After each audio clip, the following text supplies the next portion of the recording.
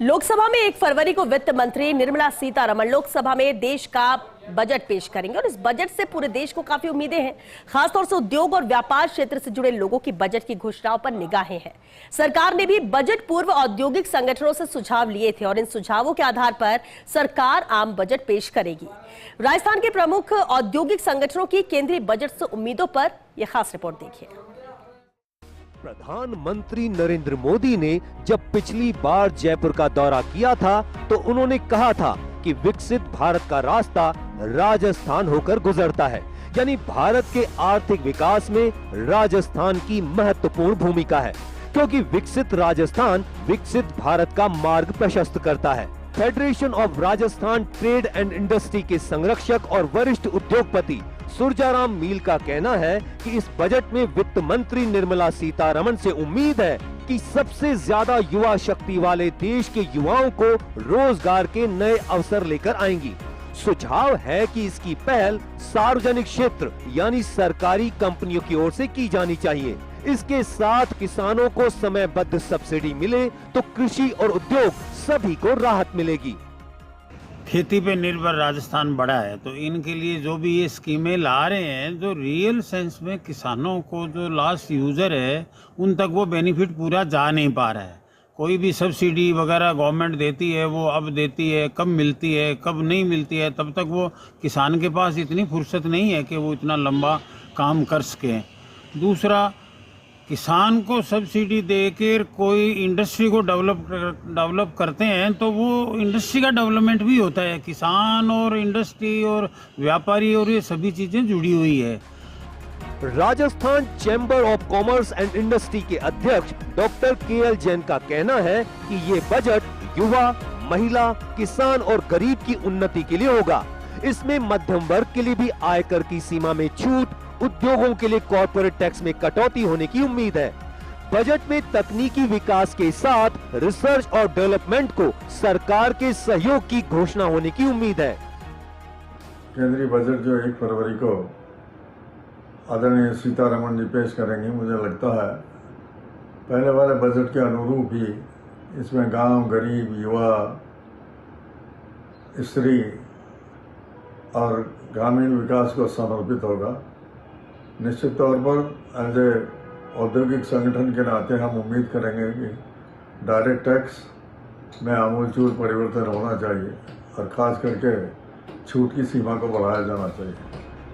भारतीय उद्योग व्यापार मंडल के राष्ट्रीय अध्यक्ष बाबूलाल गुप्ता ने उम्मीद जताई है कि वित्त मंत्री को बजट में वन नेशन वन मंडी टैक्स प्रति 100 रुपए 50 पैसा किया जाना चाहिए, क्योंकि अलग अलग राज्यों में मंडी टैक्स में भिन्नता के कारण अंतरराज्यीय व्यापार में कई विसंगतियां पैदा हो चुकी हैं। राजस्थान के साथ 7 राज्यों से गुजरने वाले PMIC प्रोजेक्ट को गति प्रदान करने और MSME के लिए डबल इंजन सरकार की ओर से बजट में घोषणा होनी चाहिए। प्रथम तो मैं ये चाहता हूँ कि महंगाई को देखते हुए तत्काल प्रभाव से आयकर की सीमा 10 लाख की जानी चाहिए।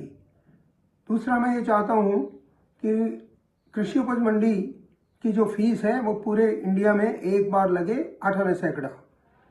तीसरी बात, मैं ये कहना चाहता हूँ कि MSME को इतना बूस्ट किया जाए ताकि मेक इन इंडिया दिखाई देने लगे और जो रोजगार के बड़े साधन हैं वो और तीव्रता से बढ़े।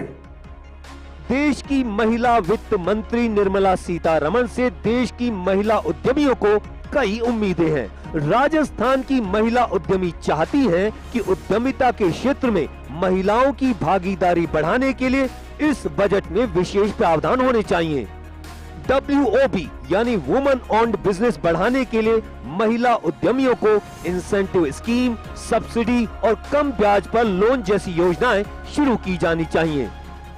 फिर एक बार केंद्र का बजट पेश होने वाला है और जो हमारी फाइनेंस मिनिस्टर है वो भी महिला है, तो स्वाभाविक है कि महिला उद्यमों की अपेक्षाएं जो है इस बार के बजट से काफी ज्यादा हैं। महिलाओं के लिए बजट के अंदर यदि अगर हम घरेलू महिलाओं की बात करें तो सिलेंडर की रेट्स हैं या सब्जी हैं, दालें हैं या जो भी जिनसे उनको कहीं ना कहीं राहत मिल सकती है, क्योंकि महिलाएं जो है घर में छोटी छोटी चीजों में जो बचत करती हैं उससे वो अपने परिवार और बच्चों का खर्चा जो है ज्यादा अच्छे से चला पाती हैं।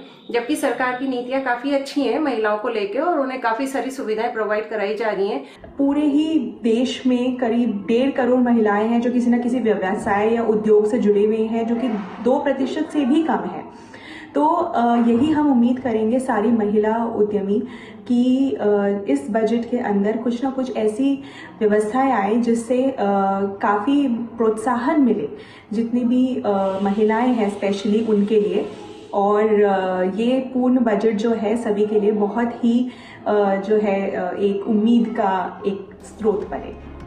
मोदी सरकार के तीसरे कार्यकाल का ये पहला पूर्ण बजट होगा, क्योंकि इससे पहले चुनावों के कारण अंतरिम बजट आया था।